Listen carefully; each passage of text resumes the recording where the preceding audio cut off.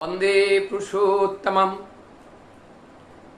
व्यस्तता भरे जीवन में अपने में झांकना और झांक करके देखना, झांक करके सोचना, मैं कौन हूँ, क्या करने आया हूँ और क्या कर रहा हूँ। क्या मेरे पास समय है? मैं दिन रात अपने कार्य को लेकर, अपने परिवार की आवश्यकताओं को लेकर, अपनी व्यक्तिगत जीवन की समस्याओं को लेकर निरंतर जूझता हुआ एक एक पल बिताता जा रहा हूँ। जीवन की नियमित निर्धारित समय से निरंतर कटौती होता जा रहा है। क्या मैं स्वयं को देख पा रहा हूँ? पहले स्वयं को देखना, स्वयं को जानना, स्वयं को सोचना, इसके लिए स्वयं को समय की जरूरत होती है। हम अगर दिन रात इस भौतिक जगत के वस्तुओं के साथ अपने आप को युक्त करके जीवन को व्यस्तता में अगर रखता हूँ, वास्तव जीवन रहस्य से दूर चलकर जीवन बिता रहा हूँ, तो हम और फंसते चले जाएंगे। यही होता है। सुबह जब होती हैं, संकल्प लेते हैं, जैसे ही कदम घर से बाहर रखता हूँ, वैसे ही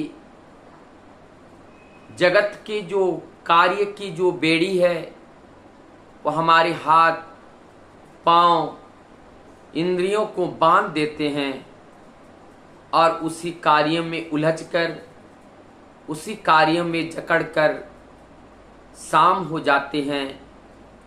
मैं अपने से नहीं पूछ पाता हूँ, ना हम निर्जन में अपने से मिल पाता हूँ, ना अपने से बात कर पाता हूँ। अपने से मिलना का क्या तात्पर्य है? दिन भर हम इस जड़ जगत के कार्य में, व्यवसाय में, विभिन्न कार्यों में हम एक दूसरे के साथ मिलते रहते हैं, लेकिन क्या हमने स्वयं के साथ मिला? स्वयं के साथ मिलने के लिए एकांत में बैठना पड़ता है। वहाँ पर अपने आप में चिंतन करना पड़ता है। इसीलिए आज कलयुग में परम दयाल श्री ठाकुर इस धराधाम में आकर हम लोगों को सुबह शाम प्रार्थना करने के बाद कम से कम 5 मिनट ध्यान करने के लिए कहा गया है। ये 5 मिनट ध्यान का अर्थ है कि सुबह 5 मिनट, शाम को 5 मिनट कम से कम हम स्वयं से मिले, हम स्वयं से बात करें, हम स्वयं से पूछे हम क्या कर रहे हैं, हम स्वयं से पूछे कि हम खुश हैं या नहीं हैं, हम स्वयं से पूछे इतने दिनों में कितना कार्य हमने किया, हम स्वयं से पूछे कि विदा लेने का समय और कितना रह गया। जब हम सुबह शाम स्वयं के साथ संग करते हैं, स्वयं से बात करते हैं, निश्चित रूप से हमारी समस्या का समाधान होता है। लेकिन दिन प्रतिदिन हमारे जीवन की समस्याएं बढ़ती जा रही हैं।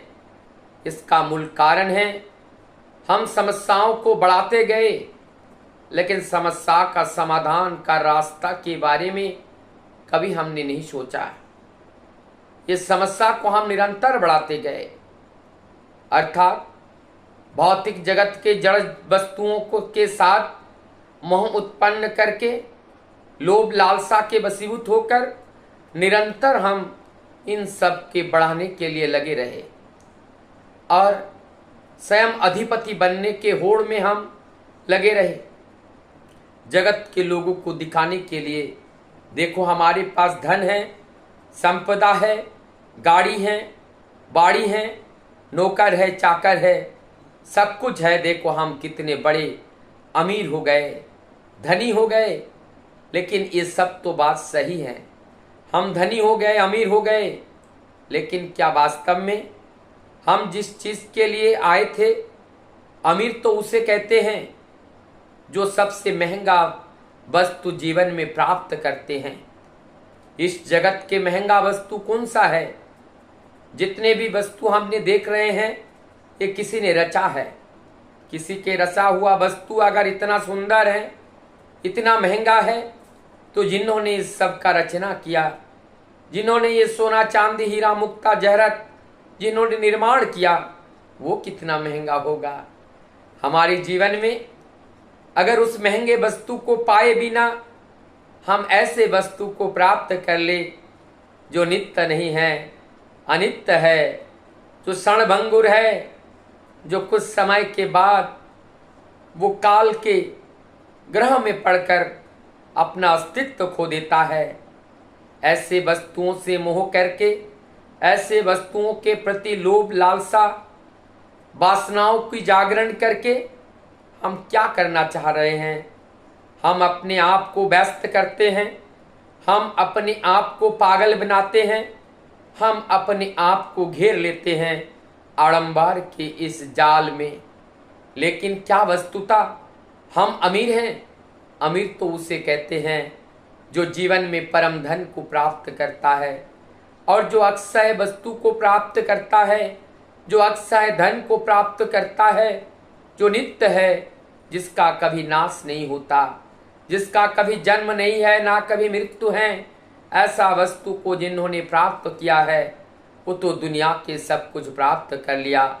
उनके लिए इस दुनिया के धन दौलत वैश्वर्य ये सब बौना पड़ जाता है। ठीक हमारे पास ऐसा ही है, हम जगत के अनित्य वस्तुओं के साथ आकर्षित होकर हम वास्तव में उनको सब कुछ मान लेते हैं। यही हमारा अहंकार है, जिसको समझना नहीं चाहिए, जिसको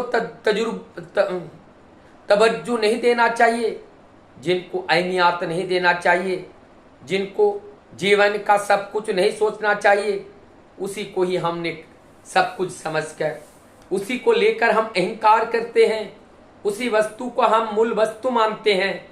यही मानना ही हमारे जीवन का अहंकार है। अहंकार और कुछ नहीं, अहंकार वही है जो सत्य को त्याग कर असत्य को धारण करके असत्य को मुख्य मानकर जीवन में चलता है। यही अहंकार है। हमारी इस अहंकार को त्याग करना है। वास्तविक सत्य को हमें जानना पड़ेगा।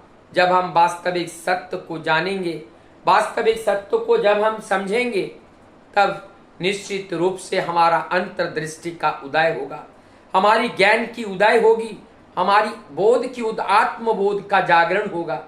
आत्मबोध के बिना अपने आप के साथ साक्षात्कार नहीं होते हैं, अपने आप के साथ मुलाकात नहीं होती हैं, अपने से वार्तालाप नहीं हो पाती हैं।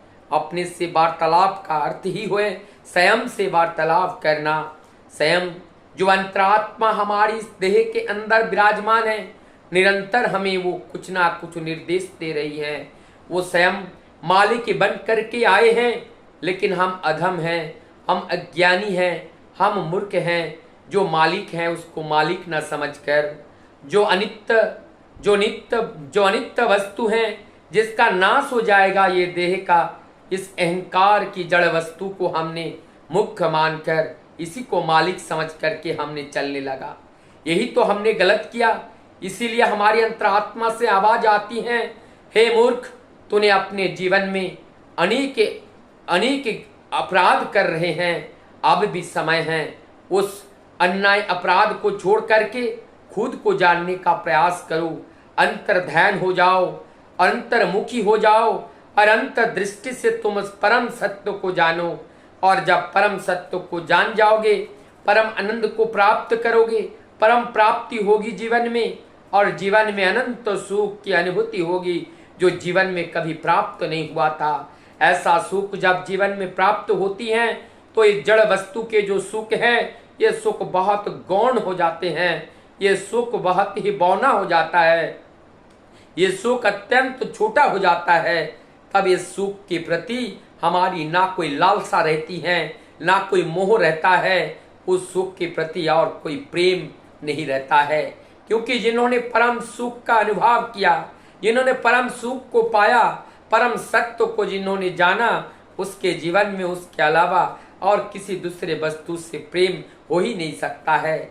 जिन्होंने परम सत्य को जान करके परमानंद को अपने जीवन का पति बनाया, अपने जीवन का पथ प्रदर्शक बनाया, अपने जीवन का ध्रुव तारा बनाया, अपने जीवन का वो चंद्रमा बनाया, उनको छोड़ करके वो और दूर जाना नहीं चाहता है। उनको ही जीवन का सर्वस्व मानकर अपने जीवन को आगे बढ़ाना चाहता है।